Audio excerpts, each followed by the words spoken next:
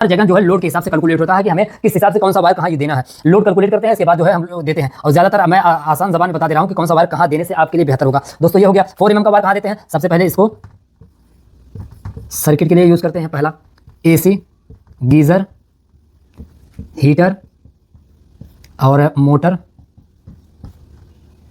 ये हो गया। और ये देखिए दोस्तों छोड़ दिया सॉकेट के लिए मैं बता रहा था। जैसे मान लीजिए एक रूम हमारा ये है, एक रूम ये है, इसमें 4 सॉकेट है। 4 यानी एक में जो है हम फ्रीज लगाते हैं, एक में हम चार्जिंग करते हैं, एक में हम प्रेस करते हैं। उसके लिए हम क्या करेंगे 2.5 mm की सर्किट लेके आएंगे। सर्किट बनाते हैं न्यूट्रल 2.5 mm का और 2.5 mm का फेस, यानी 2.5 mm का न्यूट्रल लेके आएंगे, 2.5 mm का फेस और 1.5 mm की अर्थिंग लेके आएंगे तो भी कोई दिक्कत नहीं है। इस रूम से इस रूम में भी लूप कर देंगे तो भी कोई दिक्कत नहीं है। लेकिन सर्किट हमें जो है हर रूम की अलग अलग बनाना चाहिए। उसको क्या, उससे क्या फायदा होता है मैं अगली वीडियो में बताऊंगा। और ये हो गया एसी के लिए भी, इसमें भी बताया एसी चलेगी, इसमें भी बताया एसी चलेगी। आइए समझा देता हूं दोस्तों। इसमें क्या होता है, हमारी आजकल जो एसियां आती हैं दोस्तों ना, ये इन्वर्टर वाली एसी आती है।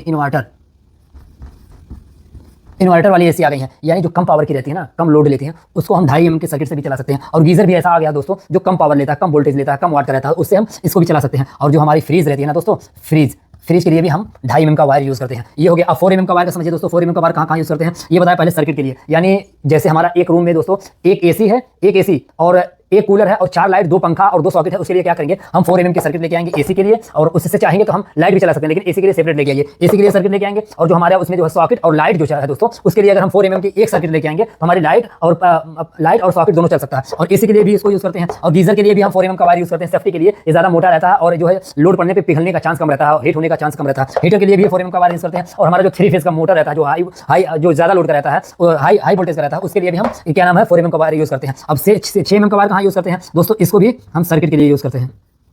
सर्किट के लिए यूज कर सकते हैं एसी और गीजर और हीटर और मोटर।